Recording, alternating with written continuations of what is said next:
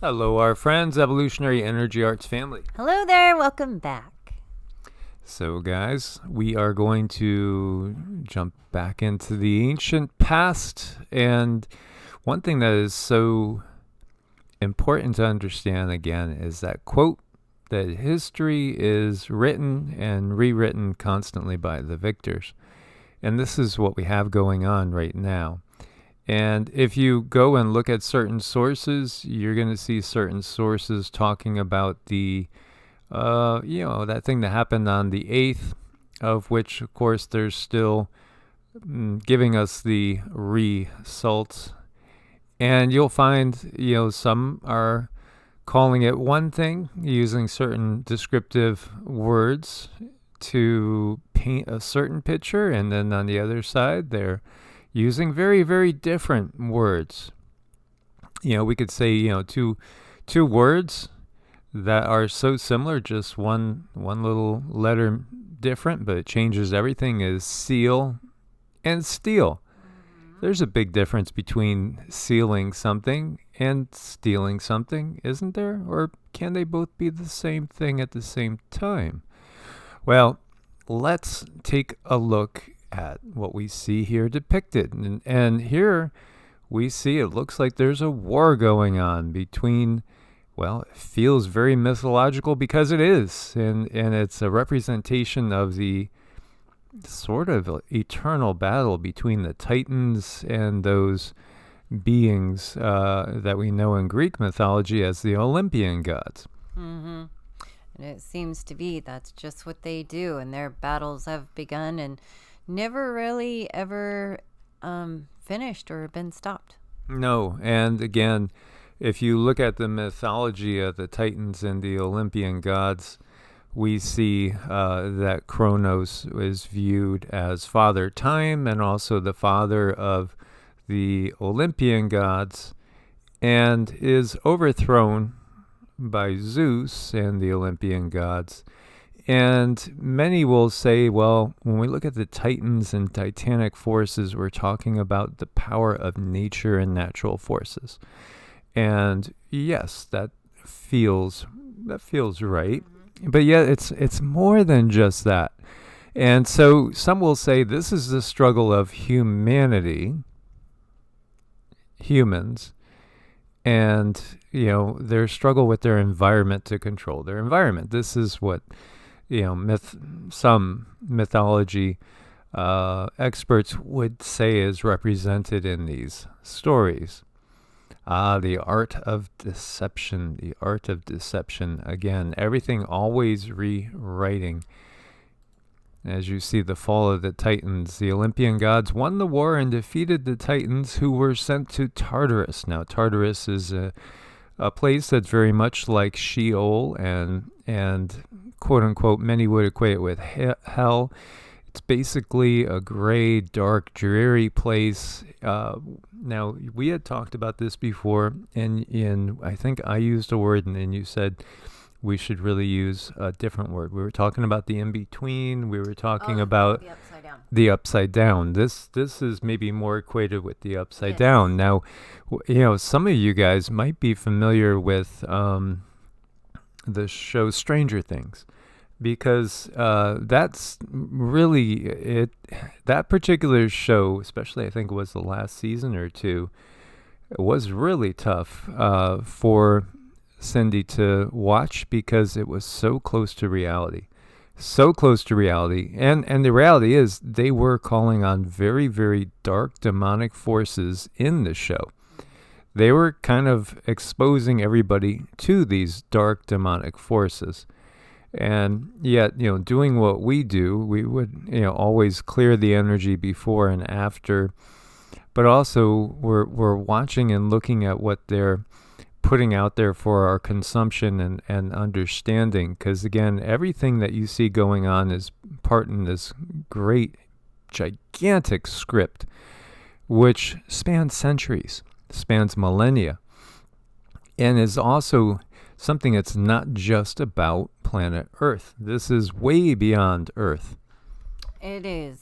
It's But the best way to get an understanding is just to understand the environment that you're in. So when you understand Earth, you understand your placement in all of this, then you can start piecing together the world around you and hopefully getting some answer and bringing all this confusion to an end. And Atlas was made to hold up the sky, and the Titans were sent to Tartarus. Now, of course, this is from the standpoint of the victors. And the victors are only temporary victors. This is all relating to the yugas, the cycle of the yugas. Indeed, it is. In the cycle of the yugas, everything is changed. It's different. You know, as I have talked about before, we are not completely in that photon belt. So we are limited in the amount of light that enters our body. And what is light? Light is, it's information. It's information. And we are getting more and more information every day, which is a blessing. But right now we're still in that space where we have to trust the victors to give us the right story, which they don't. And, you know, to that I say we get in touch with ourselves, our inner self, and we find the truth. Yes, absolutely. There's so many people that have been delving deep and understanding. Again, this particular one comes out of the Holy Science, which was a book written by Yogananda's master, Sri Yugaswar, and giving us, depictions of these ages. So really what we're talking about when we're talking about the battle of the Titans and the Olympian gods is really a procession of the ages. This is exactly, and whereas the Titans and their energy reigning in the golden age and then becoming depleted and not having the effect on consciousness during and I'm talking about in relation to us and others like us, because there's others like us out there that find themselves on a planet that is under a dark control system. And, they find themselves behind enemy lines, so to speak. And then we again start the ascension process, which is where we are now. We're starting the ascension process, starting to, leave the grips. But it's going to take time. And this is the thing that so many will put out that don't worry, hey, white hats are here. There is no more bad guys in control. Well, obviously, just make note of those, that said that, because, they've been saying that. They did say back in 2020, don't worry, all is under control. You're going to see that so-and-so is coming back, going to be reinstated, everything's going to be just fine. No, this takes a while, and you have to recognize this is something that is absolutely, we have to be geared for the marathon. And I know this world can be exhausting right now. So the thoughts of going a marathon in the situations that we see with this obvious struggle going on between, in many people's eyes, the light and the dark, and the light and the dark within all of us as well. We have choices to make. And those choices have consequences that will not only affect you in this life, but in the afterlife, and then in other lives to come. This is kind of the law of cause and effect, the law of karma. So you have Zeus overthrowing his father Kronos as the result of the war between the Olympian gods and the Titans. And when we look at the energy of the Olympian gods, what we see is it is tied into those that we would call, the Anunnaki and the Draconian control system. Now, some of these beings appear to be more real and substantial than others. Some appear to be just simply thought forms that were consciously created to harness and harvest energy. So, again, if you look to the mythology, it'll tell you that the gods disappeared. Where'd they go? They disappeared. Why? Because mankind no longer believed in them, and then thus they're not here anymore. But if we look to certain mythologies, you will see that it is thought that the gods actually resided in their temples in a physical way. The best, foods, the best drink was brought to them first and foremost. And we look back to Sumeria. Each Sumerian city-state had its own chief deity that presided over this city-state. And again, when that deity was actually around, because sometimes they would be, sometimes they wouldn't be, they always got the best of everything. Everything first went to them, and then humans would partake after that. This is, the foundation point of many traditions that we still have to this day. And again, when they left, well, kingship was passed on from where? From them. But yet, some of them were what, some people have caught on and get that some of these beings are hybrid beings of a sort. Others are what we would call egregores, thought forms that, would feed and literally become a battery, so to speak, for many other entities to pull from. We talked about that. We have literally cleared thousands of times energies, negative energies, or you could say in a sense we've banished thousands of demons in the course of our working together. And this is just par for the course, and we haven't ever done it in the name of Jesus per se, because we understand that Jesus wasn't his name. Yet you could tap into the energy of doing it in the name of Jesus, because well over 1 billion people call on that name on a regular basis. That means there's a lot of energy in that name. But we actually use our own light, so to speak, connect to our own higher selves first and foremost. And then we will ask for help from our guides, which span many different, they come out of many different places, so to speak.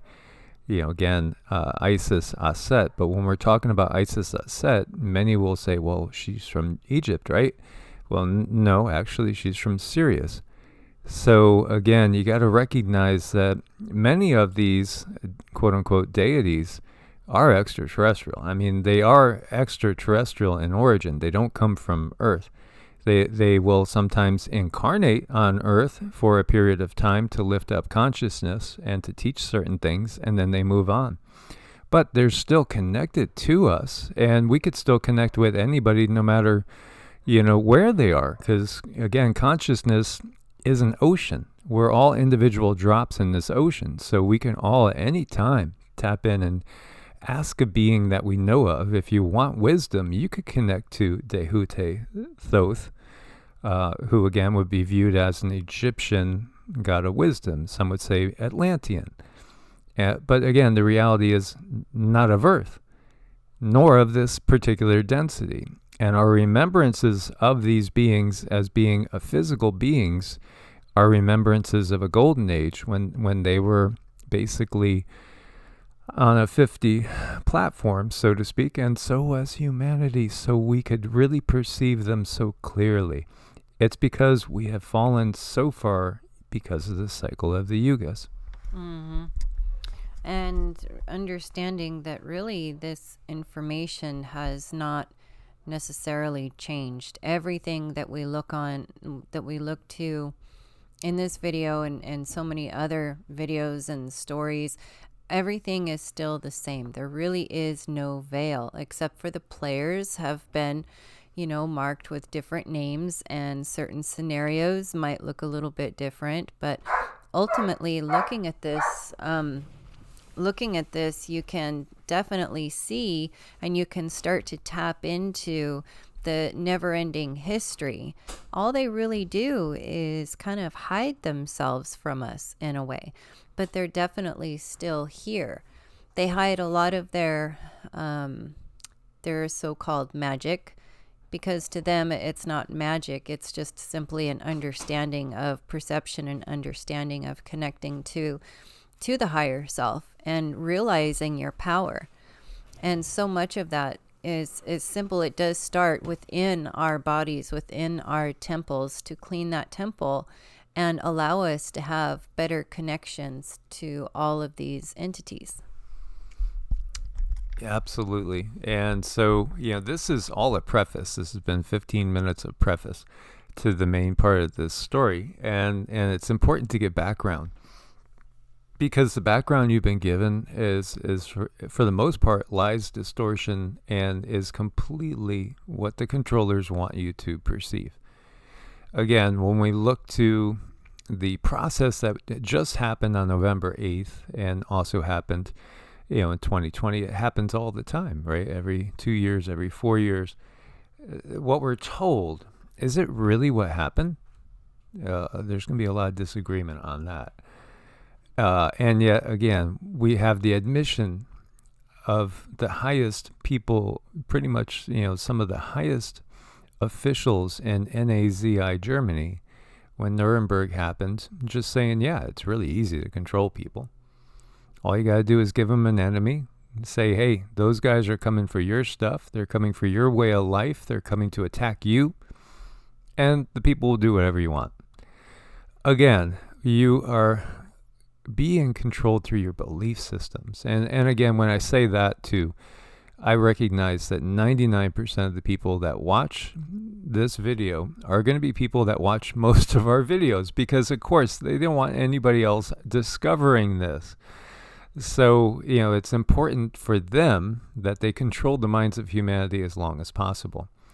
When you see the overthrow of the Olympian gods, or the overthrow that the Olympian gods did over the Titans, this is, again, we could really correlate this, not to humanity per se, but again, we could correlate this as the Titans being the forces of nature and the natural order of things, and the Olympian gods being the forces of artificial intelligence, the Draconian, Anunnakian, Egyptian, Illuminati, secret society, power structure that we see on this planet, and that permeates much of our galaxy, for instance.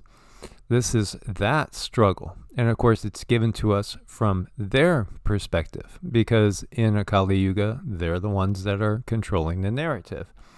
Yet, when we look to the Titans and the Titanic energy, on some levels, you could correlate this absolutely with the Davic kingdom. And when we say Davic kingdom, we're talking about the natural order of things with the beings that actually help to support the natural creation. So some of you might consider some of the highest beings in the Davic kingdom to be what we would call the archangels, which are very, very real. And if you look into Western magic, the Western mystery tradition, which, what is that? That incorporates a lot from the Kabbalah, covers some concepts from Gnosticism, Neoplatonianism, many other traditions, Hermeticism, that are being studied, correlated, and you see that the lines of universal truth are there. Understanding too, like when you start studying the quote-unquote mystery traditions in the West, so much of it starts with astrology, because again, the stars themselves are very, very powerful, benevolent beings that are shedding their light on others in order to support life and support the creation. So in so many ways, what you're looking at here is, again, the Olympian gods representing the technology, the dark technology, because all technology does not have to be bad too. We want to make that distinguishment. And what we look at with the Titans is the natural order of things. So we see the natural order of things is usurped. The original intention of the creator of this universe and the original plans have been basically held hostage, taken over in certain places on certain densities by this artificial intelligence of a very dark nature. In fact, it is a virus of sorts. Definitely. So much of what we are doing has been adjusted so that it can benefit, a select group of beings, and then they've really put out a belief system out there and spread it far and wide to make sure everyone follows said rules, so that we're more controllable. When you realize, once you start awakening, you realize how you have been manipulated, and you're no longer afraid to outstretch your belief systems and look into the information of other entities to see, is what you're reading about them, is that true? Because we have those abilities that we can all tap into, and we can all hone those abilities, because the entirety of the world is within every single one of us. So it is so much about getting the temple cleaned up so you can have a clearer and clearer signal. Everyone has a signal, but how much of that signal and how clear is it is the question, and we have power over that. We do. And so I was asking Cindy to tell me what you are getting from Kronos, because she's not like me. We purposely have been brought up in different life situations, because we are two pieces of a puzzle, but we're that yin and yang that are almost reflective opposites of each other, that work so well in a synergistic manner when we're working together, because we're coming from opposite perspectives. So she doesn't know like the mythology, and it's not something that's permeated her consciousness, in this particular lifetime. Again, it's tapping into, when you start to understand yourself, self-realization. There's nothing more important. There's nothing more important. And yet, if I say that, we talk about self-realization, we're not going to get any views, because for the most part, people don't have the patience to go that deep within. And again, 99% of you guys are bucking the trend. You're not just another sheeple. You're not another zombie walking along without recognizing the fact that you're being herded by these forces. They're trying to put blinders on you, and you keep knocking them off. No, and this is what we have to do.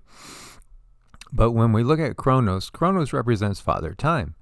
And of course, what was his name? That fabulously funny, very quirky and intelligent Eckhart Tolle.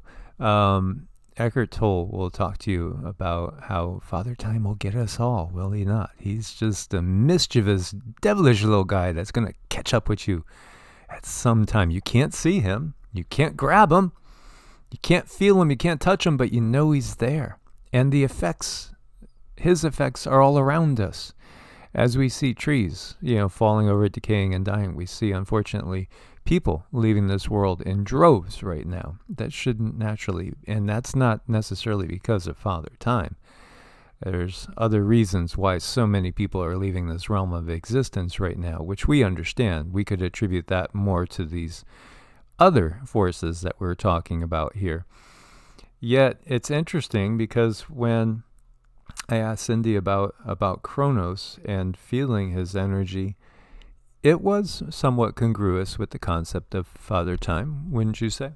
Well, I sort of, but not exactly. Right. So when I tap information on a being, it's like I kind of open this gate of information, and the information starts to come inside of me, and then I translate what that information is. And it was quite interesting with him. He's not a dark being.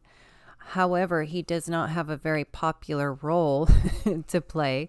He's in a space where he needs to make things right. So he's in a position where has something to do with karma. So if you have Kronos coming into your life, there's a very deep, probably not so good reason why he's coming into your life, to help right something in a karmic way. In some Wiccan circles and in some magic practices, you will call on the watchtowers. Instead of necessarily calling on the archangels, you'll call on the watchtowers to come and observe the ritual. And some have described these watchtowers as the lords of karma. And there again, this does kind of fall into Kronos' energy, as basically a personification of the law of karma in many ways, the law of cause and effect. This is part of that bigger picture. And in Italian witchcraft, in Stregoria, it's where you call on the beings called the Grigori, which also do correlate in many ways. People have correlated those beings with both the Nephilim, per se, the offspring. Now, see, this is where there is so much distortion. Because, yes, from a human perspective, the Anunnaki are very big. They're much bigger than us. And so, again, the offspring, when it's possible for humans and Anunnaki to have offspring of a quote-unquote more natural origin, again, we understand now that life doesn't even have to be incubated inside a womb. And it's fascinating, too, to look at the Sumerian creation stories and see the impregnation of goddesses in there, and how it, originally it didn't work the way they were doing it, and, they had to try again. Now we understand life can be just created and raised in test tubes. It's all about DNA. As long as you have certain DNA, you're going to be okay. You're going to be able to create whatever you need to create. And chimeras are a reality. There are all sorts of crossbreeds, and there are all sorts of hybrids. Again, when we look to some of the Puranas, which are, again, Hindu holy books, we discovered that they speak about hundreds of thousands of different humanoid species that live in our galaxy. It's right there. They say, oh yeah, life abounds in our galaxy. By the way, there's hundreds of thousands of different humanoid species just here in our neck of the woods. And again, life is the rule. It's not the exception. The reason is because everything that we see in this 3D, 4D realm that we experience, it's all created for consciousness to explore. That's why. Yet our realm has been infected by these nasty viruses, that have a common origin. And this again gives you a clue to when you see the C period, U period, R period, E period, S period out there. Anything that has anything to do with what we're talking about, the big, VIR, us, that's not natural. That does not occur in the original concept of this universe. That is, any of that is part of the dark matrix. So when you understand that, and then you understand the logic that's given to you, well, we take a dead form of that. Well, again, scientists will debate for hours and they'll never come to agreement on if it's alive or dead, because it has characteristics of both, because it's not either living dead, right? And in so many ways, that is what it is. And in so many ways, that is what it wants to make you. What's the living dead? Zombies, basically. And that's really all it really needs. Mindless, even to a degree, lacking a soul.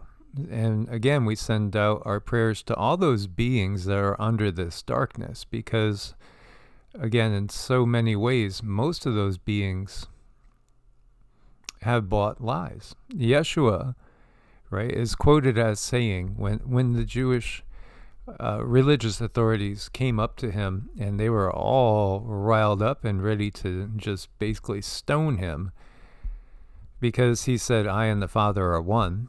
You can say that too. We all could say that because Source is inside of us. Not only Source, but the creator of this universe. Because to come into this universe, you have to go through that creator's matrix. So that creator is in you. And yet when they were accusing him of things, and he said, you don't understand me because you don't have that being, and you're not with the original plan of Source, in you that has been taken over by the Dark One. You serve the darkness. You serve the dark system, the liar and murderer from the beginning. And again, look to Cain and Abel. Fruits of the land are rejected. Blood is accepted. That's all you need to know. That right there tells you everything you need to know about the rest of the narrative. And that tells you, about the controllers. So all this, again, now we are 30 minutes in, is a preface for the other part of this to come. So when we see, again, these different mythologies, they are a mess. Yet there are hidden truths. The only way you're going to be able to uncover the truth of things is by going within. And you have to raise your own vibration. You have to raise your own vibration in order to understand the bigger picture. You will not understand it if you're looking through the controller lens.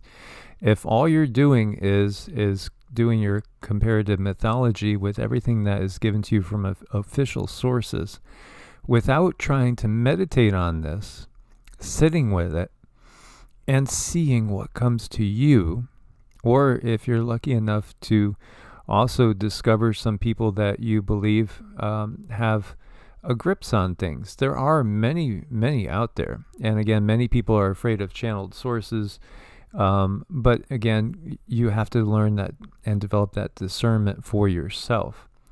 So when we're talking about, again, the Titanic forces, these are the forces of nature. Yes, they are the forces of the original creation, the creator. And in many cases, these are consciousnesses of varying origin and beyond just even our one particular universe. Mm-hmm. A lot of different energies we have going on, swirling all around us, and makes for a perfect soup of confusion, really. If we're not told the truth from the very beginning, we're left with the information that they allow us to have. And then, if you don't tap any further into your own abilities, well, that's what you have to believe, and you don't believe anything outside of that. And that's exactly where they want us. And that's why we spend so much time talking about the foods we put in our mouth, how we treat ourselves, the quality of water that we drink, how we take care of our temples, because that's how we're going to get to the truth. Absolutely. And people have said, why do these gods seem to be so human? Why do they even sometimes seem to have worse desires, worse susceptibility to the carnal side of things, to the more negative emotional side of things than us? Well, because again, when you look at, what is humanity? Humanity is a hybrid race. There are many beings from many different star systems that have come here. You do have, again, those that we might say are Pleiadian, which in reality are Lyran in origin, because again, the Pleiades is for the most part where the refugees went after the Lyran Wars, in which many worlds were actually destroyed. And that's a tragedy that is uncovered really to most of the world, unfortunately. But you also have those from many other places, many, many, many other beings. We've heard about Orion, beings from Orion, as well as Sirius. And then, of course, we have the Arcturians, and the Arcturians are amazing geneticists. They are, from our experience, I would say most of what we've come in contact with are sixth density, wouldn't you say, as far as the Arcturian? They're very high density beings that really are, you'd have to say they're of the light for the most part, absolutely. They're very powerful healers, yeah. Great healers. And then again, Syrian. And so when we look to a lot of the mythos of Egypt, and we see these beings, when we look to Aset, she, of course, is beyond the 3D, 4D, and even 5D. as she is part of a collective, and when we think of where she's primarily residing at this point in time, it would be on 6th density. Yes, indeed. But again, coming to Earth from Sirius. And so, again, that's Syrian energy that has come to the planet. And so many of these beings are very, very benevolent. And again, they're all individuals. They're all individuals. So much of mythology has been made a purposeful mess in order to confuse and distort and to get us to view it in a light in which we are not seeing clearly. And up until recently, it's worked really well. Absolutely. So before we go any further, just want to encourage everybody to subscribe to both channels, EEARTS and Evolutionary Energy Arts, and get that little bell clicked. When we look at this, and you're seeing the actual Titanic, remember the ship Titanic, and of course many people have watched the movie with Leonardo DiCaprio in it. Why would they call it Titanic?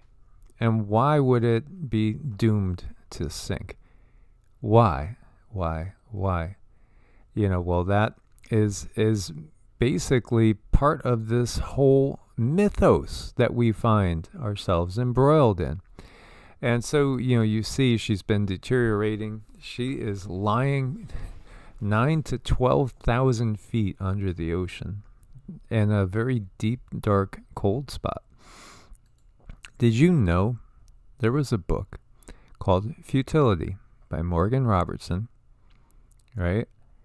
This book tells basically the story of the Titanic. The wreck of the Titan, or Futility. Wait a minute.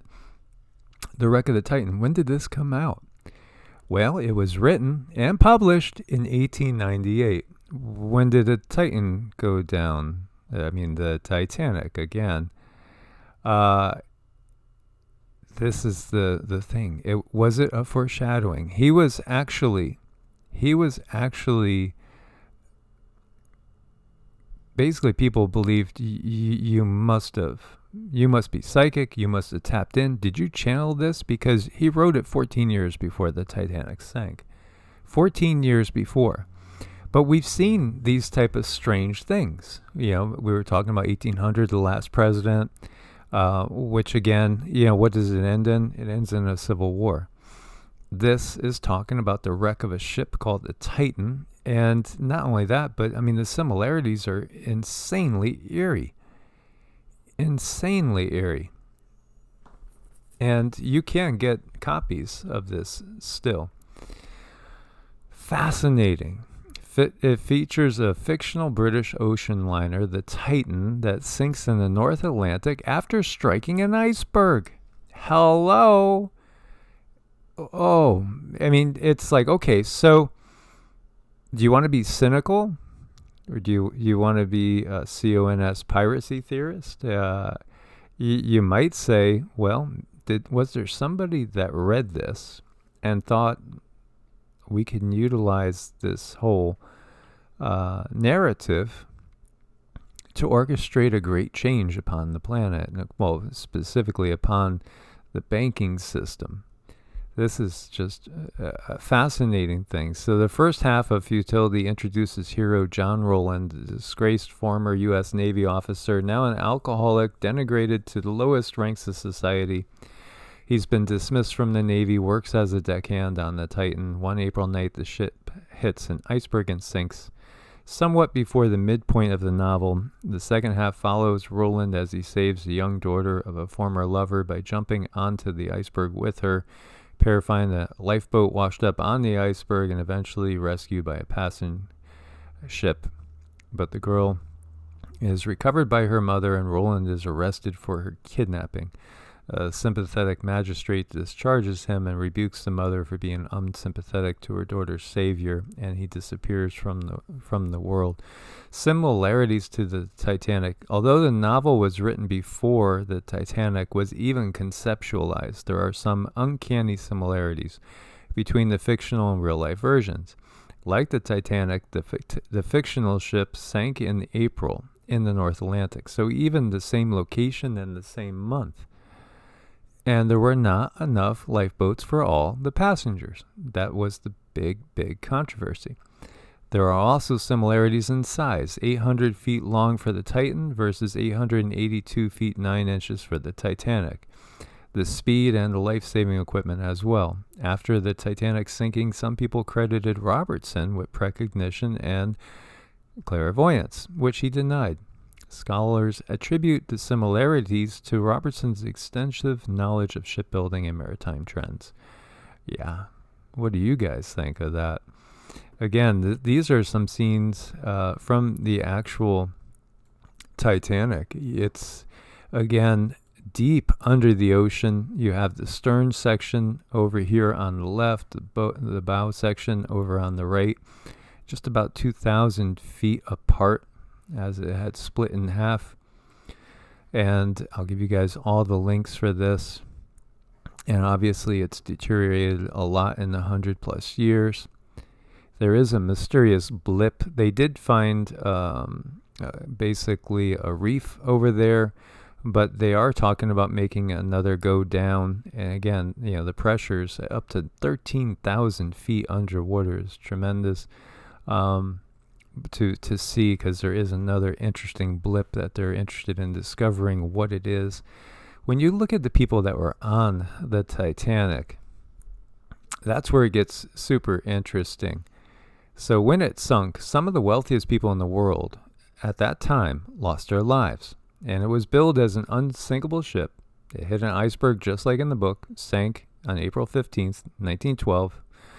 Just like the book said, about where the book said. That's really weird. Over 1,500 people died. 705 survived. So less than half, it's 2/3 basically, perished. A number of the victims and survivors were famous people. And of course, this is one of the most famous boats of all time, ships, we should say. So when we look at some of the people, John Jacob Astor, the Astor family is a well-known family. It's in fact one of those families with the group that illuminates, let's just say. Yeah, definitely tied to that. So he was a millionaire. He was a member of the prominent Astor family, helped build the Waldorf Astoria Hotel in New York City. I think that's on 33rd, isn't it? Yeah. So anyway, he was also an inventor, sci-fi novelist, and served in the Spanish-American War. He was traveling with his wife Madeline in Europe when she became pregnant. To ensure the child would be born in the U.S., the couple booked a trip home on the Titanic. He was last seen clinging to the side of a raft. His wife survived the disaster. He was worth nearly $87 million at that time, $2.21 billion in today's dollars. He was the richest aboard the Titanic. Archibald Gracie IV, historian and author, survived. And again, when you understand, some of these people will be remembered with distaste when you understand how many people younger could have survived and yet didn't. They went down because there was a lack of spots. And so some people performed acts of bravery and declining their position and giving it up for somebody that's younger. And others did just the opposite. So he did a meticulous and detailed account of the tragedy.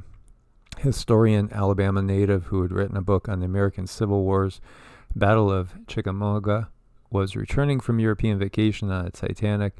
He was woken up when the ship crashed into the iceberg. After escorting a number of women to the lifeboats, he helped other passengers evacuate the ship. When the ship sank, he surfaced beside an overturned lifeboat. He managed to climb on top of it with a number of other men, and they spent much of the night balanced there.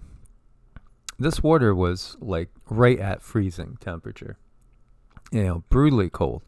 The historian was one of the first Titanic survivors to die after being rescued, passing away on December 4th, 1912, at the age of 54. His final words reportedly were, "We must get them all in the boats." W.T. Stead, investigative journalist, and he did die. He was a highly influential editor who, in an uncanny twist, may have foreseen his death on the Titanic. As the editor of the Pall Mall Gazette, the newspaperman published an explosive and controversial investigative series about a very bad topic there. He is credited with helping to invent investigative journalism, a devout spiritualist. He also established a magazine dedicated to the supernatural and a psychic service known as Julia's Bureau. Isn't this interesting? He also penned a fictional story in 1886 that bore an unsettling resemblance to real-life events of the Titanic. How the mail steamer went down in the mid-Atlantic by a survivor tells the story of an ocean liner that sinks in the Atlantic. In the story, only 200 passengers and crew members of the original 700 people on board survived the disaster due to a lifeboat shortage. Again, is this tapping into that ocean of consciousness in which there really is no time? Everything is, and again, we only are experiencing time because of our brains and the necessity to have a reference point for the series of events that happen. Right. We are here. Time is a gift, although it can be irritating sometimes. We all feel like, oh, I just never have enough time. and it seems to be that way. But really, it is a gift. So we can experience our human journey in such a way that is very unique and different. So we're made deliberately in that way. But then again, you look at the controllers, and they always lasso and utilize everything that they possibly could to keep us under control. So even though time is a gift, again, they use it for their own purposes, but we got to take all that back, and we can. And obviously these people were tapping into that consciousness. And if I'm not mistaken, I think people probably ate a lot better foods back then too. They probably don't have the stuff that we have today. So that tells me part of why these books are being written and were released and they're so accurate is because of their diet. Well, yeah, and the food was more nutritive. Again, the soil was richer. So he didn't hang around on the deck. He didn't try to escape or anything. Nope. He went in his cabin and just read until the water overtook him. So that's somebody that is definitely has a deep sense of self beyond the body. Yes, definitely a deep sense of understanding too. Noel Leslie, Countess and philanthropist. She was the Countess of Rothes, one of the Titanic's most famous passengers at the time. Popular figure in London society, she became a countess after marrying Norman Evelyn Leslie, Earl of Rothes, in 1900. Her and her cousin Gladys Cherry booked a trip on the Titanic. Both Leslie and Cherry escaped on a lifeboat and assisted crew members in rowing the raft to safety. Crew members Thomas Jones, Cherry, and Leslie reportedly advocated rowing back to search for survivors, but their fellow lifeboat occupants voted against it. The Countess reportedly helped take care of her fellow survivors on board the Carpathia. According to Encyclopedia Titanica, she was dubbed the plucky little Countess in the press and was a major subject of the media frenzy that ensued in the wake of the disaster. She became a prominent philanthropist and worked as a nurse in World War I. Now, died Thomas Andrews, the architect of the Titanic. So he ended up going down with the ship. And I'll jump a little bit ahead. We have Margaret Brown, socialite. And this is, she ended up getting a nickname, the Unsinkable Molly Brown, because she basically, again, survived the sinking of the Titanic. Died John Thayer, railroad executive. We could see there was definitely a lot of the most affluent people in, let's just say, North American and European society that were on board this ship. Thayer was well known in 1912 as both a former cricket player and Pennsylvania Railroad Company executive. The railroad company vice president was traveling on the Titanic with wife and son after a trip to Berlin. After the ship struck an iceberg, Thayer made certain his wife and their maid boarded the lifeboat. He looked pale and determined on the deck before the ship sank. His body was never found. His son, however, survived by diving into the water and swimming over to an overturned lifeboat. J. Bruce Ismay survived, White Star Line executive. He may have survived the sinking of the Titanic, but he never lived down the public scorn he received in the wake of disaster. He boarded a lifeboat 20 minutes before the ship sank into the Atlantic. He later said he turned away as the Titanic slipped beneath the surface of the water, saying, "I did not wish to see her go down. I'm glad I did not." He caught a lot of flack for boarding a lifeboat before other passengers. He was ostracized in society and ultimately resigned from his post and kept a low profile. Today, his family says he was unfairly maligned by the press and he never fully recovered from the ordeal. Died Isidore Straus, co-founder of Macy's, and his wife Ida. The couple first met after the Civil War, when a penniless Isidore Straus moved to New York City, according to Premier Exhibitions. Him and his brother later acquired Macy's, eventually became a powerful businessman and a member of House of U.S. Representatives. Again, I would look to some of these stories too, because I feel like some of these stories about, rags to riches are not necessarily going to be accurate. No, these beings are selected at birth and they're groomed to create this wealth around them, and they're born into it, and these people learn they have an education that's far different from what we look at in our public schools. The things that they learn, it's like very, very unfair that they have this advantage, and then the only things that they teach us is how to run their companies for them. Yeah, absolutely. Cosmo and Lucy Duff Gordon, landowner and fashion designer, they both survived. They were other prominent passengers on board the Titanic, and then died. Benjamin Guggenheim, the Guggenheim Museum, mining magnate, and that's a big time money source there as well. Dorothy Gibson, actress, and she did survive. George Dennis Wick, a steel magnate, he did perish on this as well. Elsie Bowerman, a lawyer, survived. Died. Charles Melvin Hayes, another railroad executive. Helen Churchill Candy, an author, did survive. Henry B. Harris, Broadway producer. Now, he did die. Carl Bear, tennis player, did survive. Jacques Futrelle, a mystery writer. It's fascinating to see. But of course, again, not the average person couldn't necessarily book this. That's probably, something, again, we should realize. Survived. Edith Rosenbaum, stylist. Died. Archibald Butt, presidential aide. And so he had also served during the Spanish-American War, served in Cuba and the Philippines, became President Theodore Roosevelt's military aide in 1908, served Taft after that as well.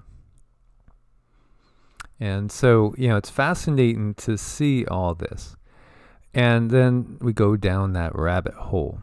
And we see the RMS Titanic set sail on April 11th, 1912, sank 4 days later, April 15th, after hitting an iceberg. Those are the facts we all learned in history class and from the cinema, but there's a more dubious theory behind the luxury liner's unfortunate fate, one that continues to, entice a lot of 21st century minds, let's say. It says and suggests that the infamous plutocrat financiers, alongside members of a deviant Catholic priesthood, played a crucial role in the unsinkable vessel's fate, all for the sake of creating the U.S. Federal Reserve. So this much is true for sure. And again, everything that we see gets whitewashed. And I was trying to find a certain link, and I couldn't find a certain link on a little curious topic that's a sort of a little deviation from this, but also would be something that would round out our understanding of why Titan and Titanic and Giant, and, you know, again, when we did the video about the giants up in Nevada, in northern Nevada, and this was one of the first videos that we did on Evolutionary that got demonetized, and I was like, really? Why? I can't understand that. Why? And this is before, you know, everything started to, you know, reach a frenzy and a peak. Well, this is why, because again, these ties to the power structure is so critical, because again, you know, there's a reason why you get the Wikipedias when you mention the Anunnaki. You get the Wikipedias, and we get Wikipedias for many, many touchy topics. Why Anunnaki when why not? I've never seen a Wikipedia pop up when we talk about Greek mythos, Roman mythos, when we talk about Hindu mythos, Norse mythology, you know, Native American myths and legends. No Wikipedias come up. When you talk about the Anunnaki, there you go. You get that label. That just tells you everything. How stupid is this AI system in a way? I know, it's pretty silly. So you see, in 1910, 7 men met on Jekyll Island, just off the coast of Georgia. They planned the creation of the U.S. Federal Reserve Bank. They were Nelson Aldrich, Frank Vanderklipp, who represented Rockefeller's financial empire, Henry Davidson, Charles Norton, Benjamin Strong, who represented J.P. Morgan, Paul Warburg, who represented the Rothschild banking dynasty in Europe. For these American dynasties, the creation of the Fed meant first-hand influence in the country's monetary policies. Morgan's banking empire was already acting as a pseudo-central bank to American government at the time. 20 years prior to the Jekyll Island meeting, Morgan saved the country from bank panic. He formed a syndicate to prop up the money reserves with a shipment of $62 million worth of gold. There's a reason why gold was confiscated before, when we brought in the whole monetary system that we did have. There's a reason why you have these wars, why these wars come about at times of great monetary system change. Mm-hmm. It is. Yeah, I mean, he who has the gold makes the rules, and they want to keep it that way. So we're up against a system that's created by them, for them, and we need to come together and create our own. So this gets really interesting too, and we could perhaps in succeeding videos delve a little bit deeper. Morgan's banking empire was already acting as that pseudo-central bank, as we had said. Now, again, Civil War, what did it do? It bankrupted everybody, and it caused a lot of chaos, destruction. It caused a lot of loosh, so it makes certain entities very happy. It lays the groundwork for what's to come in so many ways. And again, if we didn't have the Civil War, we probably wouldn't, have had everything shift with the creation of the Fed at the time it did. Everything takes time. And this is something that we need to recognize too, because we might understand what their plans are, but then often things don't progress as quickly as we expect. But they do progress, and eventually they do get to that point. So Morgan devised a plan to clandestinely repair the Olympic, swap it with the Titanic, and sink that ship for the money that he felt he was owed. And there's a story there as well. And it's fascinating. Olympic and Titanic, this is what we're talking about. The Olympian gods, who are really representing the Draco AI, Illuminati, Anunnaki, Egyptian power structure, swapping them with the Titans energy, Titanic Titans. This is the big swap this is why, we took the time to go through that original mythos, because it's not a mythos. It's right in front of our faces what's really going on. The natural order of things has been switched. When we look to the Bible and you see, why are there Elohist texts and then why are there Yahwist texts? Many have taken Yahweh, you Latinize that, and that's when we get Jehovah, and many have equated Jehovah with Zeus. And hello. Again, this is a usurpation. El, again, is a natural energy source, a natural creative energy source. When you look at the archangels, well, why are all of them? Raphael, Michael, Gabriel, Uriel, and there's many others that many are not aware of. And then you have two that buck the trend. You have Sandalphon and Metatron. And it's just fascinating in and of itself, because again, as we've talked about with Metatron, who does appear to be a benevolent being that does have an AI technology associated with him, but not the dark AI. It's not the Draco, AI that is trying to control us here. It's a different type of AI, but we've talked about that in the past, and we'll go more into that. But when you look at all these Raziel and there's so many of the ones. The L is again denoting something that is of the natural order, where the usurpation is coming from the Yod-He Vod-He. When you look into the Golden Dawn, when you look into a lot of these other magic systems, when we look into Solomon and Lesser Key of Solomon, when you start to see, well, why in the world would Solomon break that down? Sol, Mun, Sun, Moon, Yin, Yang. Again, there's so much more to it. And then Solomon himself is, again, a usurpation of something more ancient. Everything you see that's coming out of the Abrahamic tradition is completely revised and is basically given to us from the controllers. As the whole Abrahamic tradition really is coming, so to speak, from Mars. Mars, Aries. What's Aries? Aries is a ram. Ram, lamb, sheep, shepherd.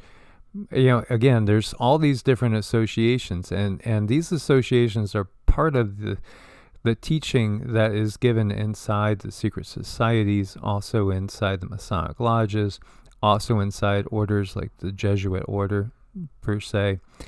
When you recognize it's all allegory, but it is giving us the symbolization of a reality that's ongoing.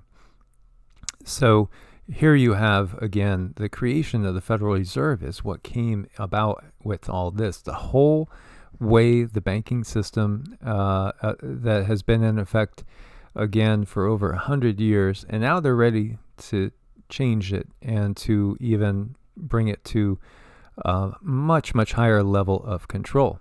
Mm-hmm. That's what they need. That's what they want. That's what they desire. That's what they go for. So we have to look at every aspect of our lives and see how have they placed some type of artificial control over us. Well, one way for a lot of us to make money, we have to use the technology that's in place. Whereas the natural technology, Earth's own technology, we can utilize that to keep ourselves sustaining. But we really should, the closer we can get to the mother, the more we are going to be able to sustain ourselves without their artificial intelligence that they put forth. But that's where our freedom is. That's where we have to find our freedom. Well, where's my choices in this? Our choices is to look at the technologies that we use and peel that away. And it's nothing we can do overnight because, my gosh, it's taken us a long time to get here. But we should start for our children. We should start peeling away these technologies so that our children have a better life with the sustaining Mother Earth. So J.P. Morgan, as we know, major player in the formation of so much of that's gone on to become the modern banking system, modern control system. One operation he owned was the International Mercantile Marines, a trust he formed to monopolize trade routes. Therein, Morgan controlled the White Star Line, a maritime merchant company that operated exclusively within northern Atlantic trade routes. The White Star Line built the RMS Titanic and its sister ships, the Olympic and the Britannic. In 1911, the Olympic experienced two major incidents at sea. One of these incidents involved the HMS Hawk off the Isle of or white, I should say, white. I always do that with that particular island. I don't know why.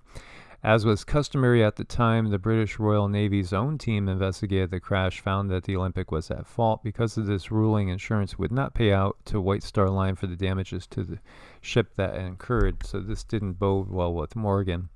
And that's when the Titanic theory comes into play to collect the insurance money again. You know, what we see go on, and this one link is talking all about that.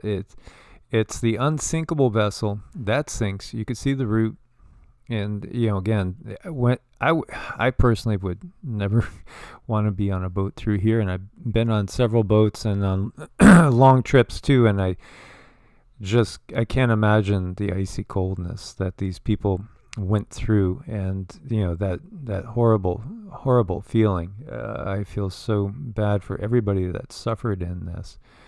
As we're talking about, think about this, the book, The Wreck of the Titan, 1898, 14 years. And then the other one from the gentleman that was on the boat talking about the same area, the Astors. These powerful bankers, there were powerful bankers on there that had maybe a little bit of a conscience.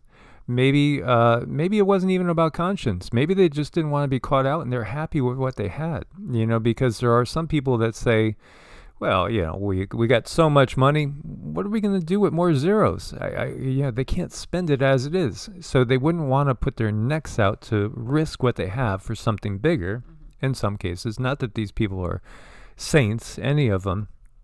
Again, when you get up into this type of echelon, the power and the riches do have a tendency to corrupt. But here again, there was these forces that want more, and there's always these people that if they still have the entire world, then they're going to want more worlds to control. It's just their nature. Well, what they really want is, after they have all the money they could ever desire, it's control. And here you can see the death rates by class, and again, we learned a lot when we watched that movie, although some of it might not be exactly accurate. It is true, that the people in second and third class did not fare even close. And this is reflective of the planet itself. This is reflective of society itself. Now, when you go and look at Jekyll Island, which is over here, this is not too far away from where we had that factory that was burning the other day. And I've been through here many, many times, and it's interesting. There's a lot of small islands on the coastline in this area. And, there's also a lot of mythos in here about certain cryptids. Now, I was asking Cindy to scan this, do a little remote viewing. What do you see of Jekyll Island?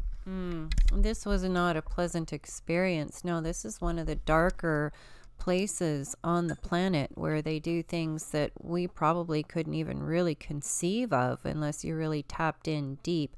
And then you wouldn't want to do that because that could cause trauma. But here, a lot of things are birthed that you might see on these cryptid shows, and they do a lot of things to beings, crossing humans with animals, and it was really disturbing to look at it because it's something that's very, very real. So, in this particular area, the island is owned by the state of Georgia. It has 866 people on it as of 2020. It was long used seasonally by the indigenous people of the region. The Gwale and Mokama, the indigenous people of the area when the Europeans first reached the area, were killed or forced to leave by the English of the province of Carolina and their native allies, and by raids by French pirates.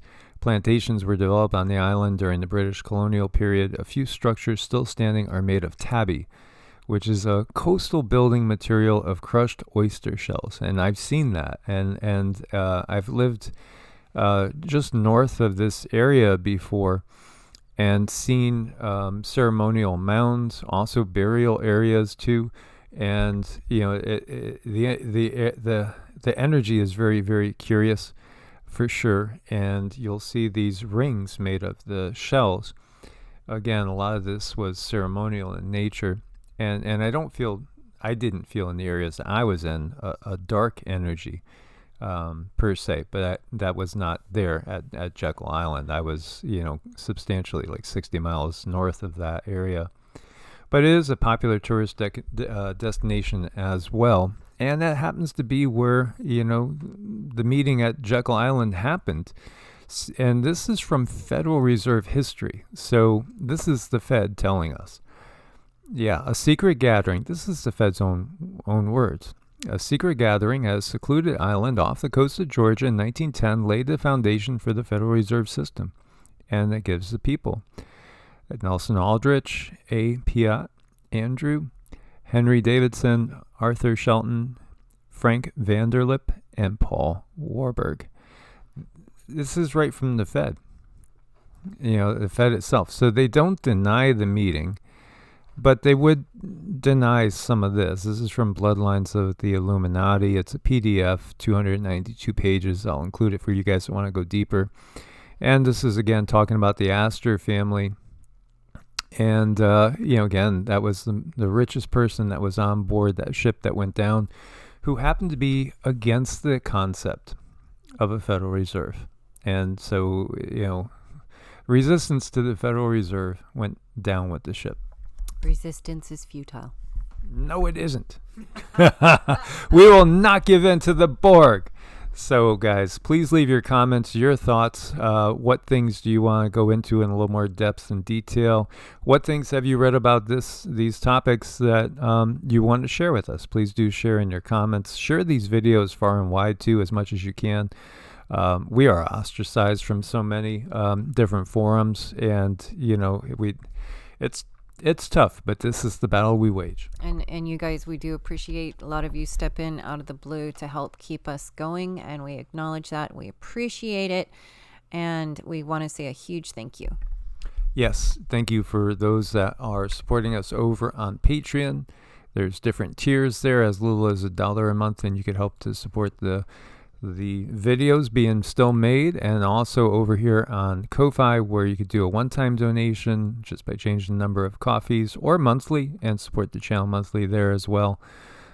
As always, we appreciate you guys. Thanks for being part of this family. Thanks for shedding your light in the darkness and sharing your knowledge and the things that you've learned with others. May you be blessed by the true creator of this universe. Much love. Namaste. Namaste.